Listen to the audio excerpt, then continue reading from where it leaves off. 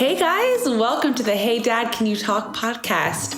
My name is Bailey Garner. I'm the host, and each week we call my dad, Toby Slough, and we just talk about common struggles that we all have in our day-to-day life, and he gives some awesome wisdom. So we want to invite you to peek in on our conversation so that you can glean from his wisdom as well. So let's call my dad.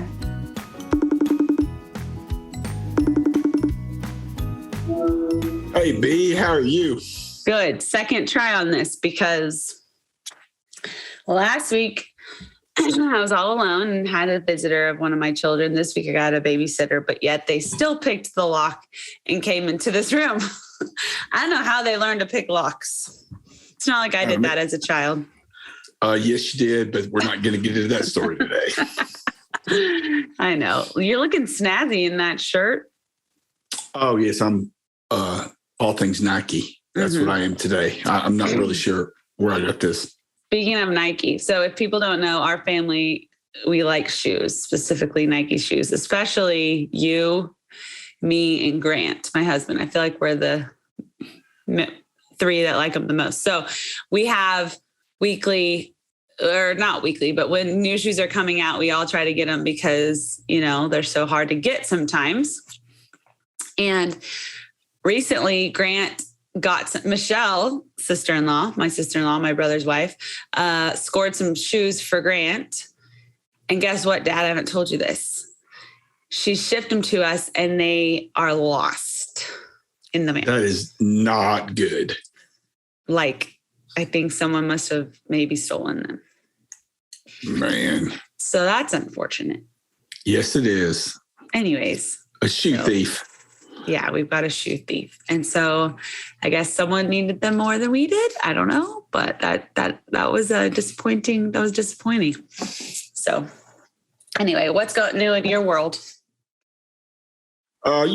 Just living the dream. I'm in Denton this week and it's traveling again next week. It's been good to be home a couple of weeks and been kind of doing things around the house and we've been missing you though.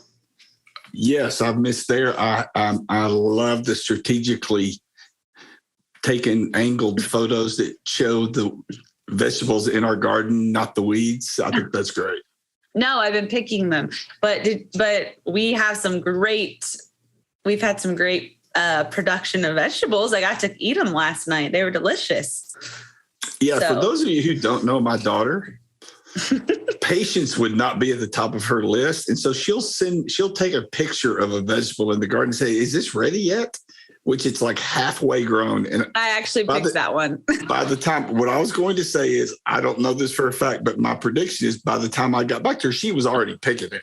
It's true. I couldn't wait on your response.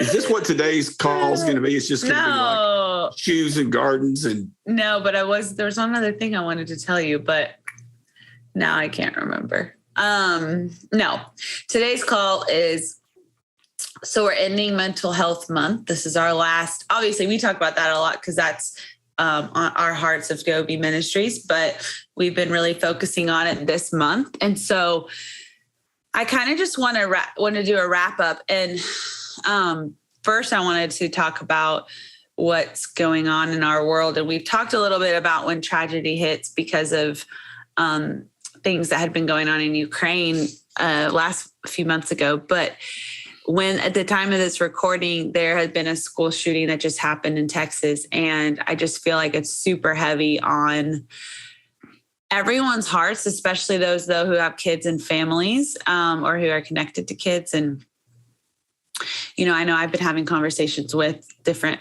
friends and some people are still in school. We're out of school. I know a lot of the Texas schools are still in and just the anxieties and that it brings whenever you watch someone go through a tragedy like that. And so we haven't talked about this at all. I wanted to just talk with you candidly about what can we do with our children who might be going to school. And I think this is a good thing to talk about, because this, and we can apply this next school year too, or whatever. But like, it comes down to when you're releasing your kids and you're not there, and and there's all these scary unknowns that what are some things that we can be telling our kids or doing for our kids to when there's a lot of fear surrounding leaving mom and dad and going into a place that could be scary. Yeah, just let me speak to the current tragedy first. I too have seen, so much on social media and so many people talking about it's unbelievably horrific. It's, I used to live, as you know, in San Antonio. It's where mom and I had our first move out of college. It's at 30 miles, or so, not 30 miles, but an hour or so away in Uvalde. And so obviously this hits close to home for us, and nothing but just, man, prayers that these grieving families would, man, just feel God's presence. I am so sad for that city and that school, and especially those moms and dads and what they woke up to today. But as far as the rest of us, just, in not just a school shooting or something that makes the national headlines, but I just think this is all about uncertainty, right? Yeah. It's about, you use the term, when we drop our kids off at school, and it's uncertainty because there are things not under your control.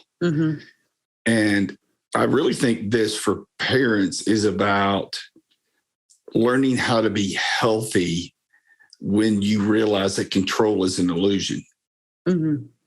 Right? I mean, I think that's what the pandemic did in our culture here in the West is, preachers stood on stages and pounded pulpits and said control is an illusion, and everyone amened until something came along, a virus came along that was outside of our control. And I think that's a part of what got us so passionate, divided, all angry, fearful, was that no one, as much as we tried to, no one could speak with certainty about what was going to happen. And so the reality is that control is an illusion. Jesus talked about it. He said, don't worry about tomorrow. Today's got no trouble. You have no control over that. And so when you find yourself in face to face with the fact that there is a situation where you are not going to be in control, with your kids, the first thing I would say is the greatest gift they can have is a healthy you. Right. And I think a lot of times our kids are kind of picking up on our anxiety, our natural fear about the future. And I think sometimes we kind of feed into that lack of control by trying to get more information. And okay, I'm going to go theological for a minute. Stay with me though, baby. So in the garden, when Adam and Eve fell, they fell because they had eaten from the tree of the knowledge of good and evil. God knew that if we felt like we had enough information, we would feel in control and feel superior, and it would not give us life. That's at core what happened. Now think about what's happening now. Everybody thinks if I can get more information, if I can just know more, that's where conspiracy theories come from at some level. It's like, why do people believe them? Because if they have inside information, somehow they'll be more in control. And that's what's happening in our world today. And so like watching the same thing over and over again, waiting for the next breaking tidbit of news about what happened 500 or 1,000 miles away, that feeds our need to have knowledge so that we'll feel like we're in control. And what happens is man, they say the same thing over and over and over again. And so what you think is actually helping begins hurting. So for an adult, I would say for you to stay healthy, like stay informed, but stop at information. In other words, don't continue to scroll. Don't continue to flip through your TV stations. I know you don't watch those, but sometimes the only time your generation turns on network television is when there's a tragedy like this, which is a natural tendency, but that gets you in angst. And there's an addictive nature to that. I counted in our paper today, our Dallas paper, there were like 11 articles, right? And every article is because I started looking through some of them after Jen and I had texted last night, and most of them had all the same information and one little extra piece, right? And so, but it's hard not to give into that. And what happens with your kids, by the way, is you're watching it, you're scrolling through it, you're sitting there talking to Grant about it, and you think they're not listening, but they are. And if they see something replayed over and over and over again, they think it's happening over and over and over again. So the first thing is you have to limit, man. You have to limit and be very aware of, again, you can't live with your head in the sand. I'm not saying that, but I'm saying that there has to be, okay, I have the information. I'm going to step away from it because it's better for my mental health. And I know it's going to be better for my kids. The other way that we want to control is we want to fix things for Gideon, your oldest. Let's talk about him since he's the most, matured and would be most aware. Yeah. You want to fix it for him. You don't want him to be scared. So you say things to him that aren't true. Now, I don't mean you're lying. I'm saying you're telling him, oh, don't worry about that, Gideon. That could never happen at your school, which isn't true. Yeah. Which begins to at a underneath level, a good intention thing. You know what you do? You're beginning to build in him a need for that information. So we need to listen to what they're saying. Don't try to solve it quickly with a prescriptive, hey, that's never going to happen, or da-da-da-da. We need to listen to how they're feeling, validate how they're feeling, and point them to the only one who is in control, which is God. Right. And so it's like, man, that is scary. And it makes me sad too. And it does make me think about, what it would be like if that would have happened at your school. But the fact of the matter is, Gideon, it didn't. So we're going to trust God to be in control. So let's ask God to protect us. Let's ask God to help us. Let's ask God to bring us peace and kind of redirect it that way. Does that make sense? Yeah.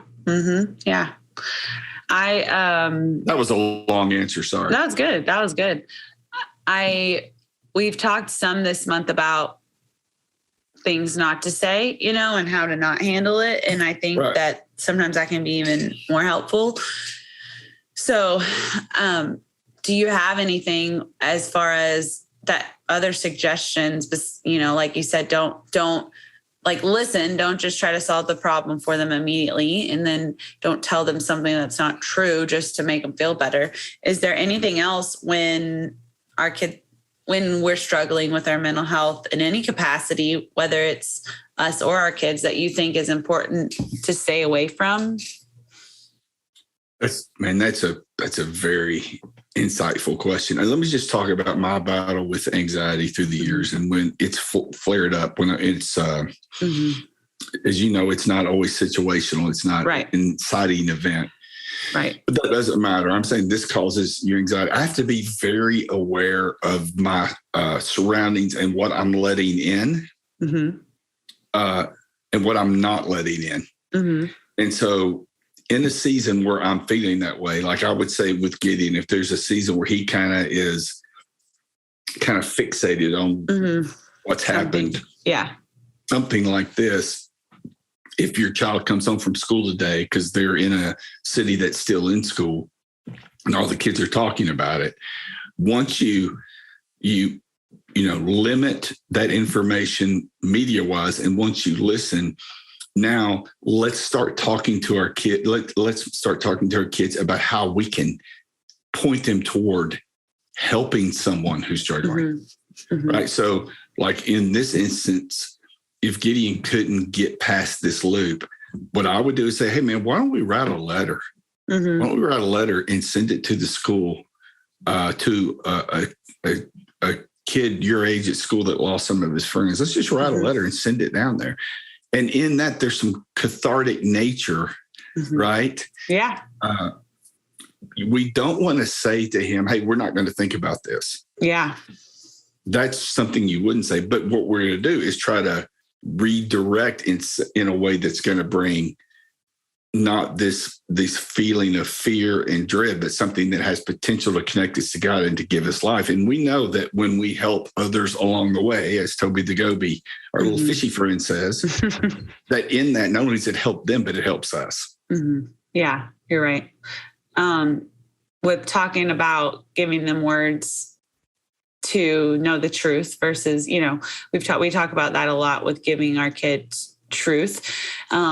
I actually wanted to show everyone these and talk that we have these 40 I Am cards that people can get on our website. And we talk a lot about our newsletter with Goby and how it can how we send some helpful resources and a lot of things surrounding mental health. And this is one free resource we have now that you can use with your kids. It has the language to use and then the scripture reference. And if you go to our website and subscribe, I'll put the link in our show notes. You can get these for free. So I think that this was something I wanted to talk about, but it's so timely because a lot of times when they are struggling, we don't know the words and I get afraid of saying the wrong thing, but when we have tools like this, where we, you have the words for them, then they're very helpful. So I feel like this is something I've really been using with my kids because our struggle right now is the dark, is going to bed and it's a constant battle. And so I'm just trying to repeat those truths. And so I think in any situation, but especially when tragedy strikes and we don't have the words, these are really good. That's a really good resource to use. And I'm thankful we have it. So I just wanted to tell people because as a mom, and I know we talked about this last week, sometimes I need it for myself and sometimes I need it for the kids. So thank you for providing those for us. I know that stemmed from something that you used when you battle. So still have my original cards. Every time we come out with a new version, which little secret here, if you guys are paying attention, a lot of that is stuff that Bailey and my other sweet daughter, Michelle, come up with. I mean, they show it to me. It's not like I made it up. I started with the base, but every time I saw these new kids cards come out and opened up my little backpack over there and pulled out my little snot-stained, dirty cards that I wrote over 25 years ago or 20 years ago anyway, and just helps me remember, man, just helps me remember how faithful God can be in the darkest of moments. True. That's so true. Well, as we're ending like our focus on mental health, I wanted to ask you if there was anything that you wanted to touch on that maybe we haven't got to talk about, or something that's been on your heart that maybe you've been seeing a lot of surrounding mental health and mental health awareness that you wanted to share with other people, just kind of as a closing to this focus. Yeah, it's interesting because, as you well know, out of this podcast, out of some of the stuff we've done on social media, people have signed up for these conversations with me where they, where we just have a 30-minute phone call. And which, by the way, just because people say, well, you can't do that forever. Well, I know I can't, but I can do it now. And as I talk to people, young single guys, folks my age who are raising adult kids, people your age, Bailey, in the middle of this, it seems to me that we fight at either one or the other ends of the extreme. One is we're telling ourselves, don't be a baby, and it comes out as, I know I shouldn't feel this way. And it's that resounding kind of religious thought that if somehow I was just a better Christian, I wouldn't be going through this, which is an extreme, but an equally damaging extreme is you poor baby. Mm-hmm. And, you know, the message of Gobi is my life message, which is freedom isn't no depression, no anxiety. Freedom is connecting with God in the middle of it. Mm-hmm. And that I'm not a victim. Mm-hmm. I'm not a poor baby. I'm not my anxiety. I'm not my depression. I get to choose. I get to choose at some level how I'm going to respond to it. Now, it's going to take tools. It's going to take time. It's going to take, obviously, God's help and God's power in my life. And some days I'm going, you know, some days the win for me is just like getting out of bed and doing halfway what's in front of me, half of what I could do if I wasn't feeling this way in this season. But I want to get up and do that one thing, even if it's halfway. Just, it's kind of my competitive spirit saying, hey, you sorry sack of crap, you are not going to take me down today. Mm-hmm. And I think that's the recurring theme is look inside of yourself at your self-talk, at your thoughts. Are you living at either end of that extreme? Mm-hmm. Yeah. And when you discover that you're not dealing with your stuff because I'm just going to get over it, that's not healthy. Yeah. But when you say to yourself, I can't, I never, it always, you use these terms and you've, at least philosophically, you grab some balloons and some streamers and you're throwing yourself a big pity party. You can't do that either. Mm-hmm. And either one of those extremes are equally damaging. Mm-hmm. You have more power than you think you have. Mm-hmm. It's going to be harder than you think it is, but you have more strength than you could ever imagine. And God will see you through it. Mm-hmm. Amen. We talked about this. I've been struggling the last couple of weeks. I have harder days. And I feel like something that has really helped me has been taking it one day at a time. And it could even be an hour at a time, and asking God for help each hour. Because it can feel so overwhelming when you're in the midst of something hard and overwhelming. It can feel like,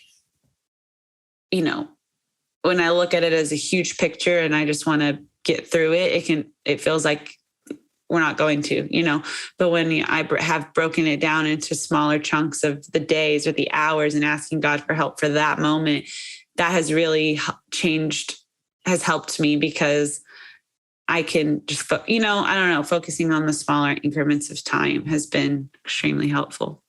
That is great wisdom, because most of the time we get overwhelmed because we're looking at something Jesus didn't promise. Jesus promised today, manna, living bread. That's manna. That was Old Testament. You're going to get just enough for today. And if you try to take some more, it's going to rot.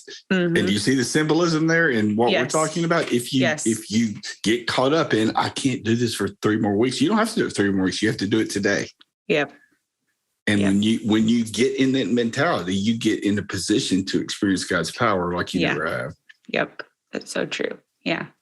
Well, I'm just so glad we got to have these conversations. I know we're going to keep having them throughout the summer, but or in general on this podcast. But I do want to encourage people, for real, you can talk to dad or mom or me. I don't know. They would be the wiser people, but don't hesitate to reach out. And then also, if you are a part of like an organization, church, community organization, whatever, and you feel like I want to start these mental health conversations, but I'm nervous, I don't know how. Dad's a really good resource to talk to. Gobi, that's what we do. That's what we want to do, is help resource people, whether it's families or organizations or leaders, to have healthy conversations surrounding mental health.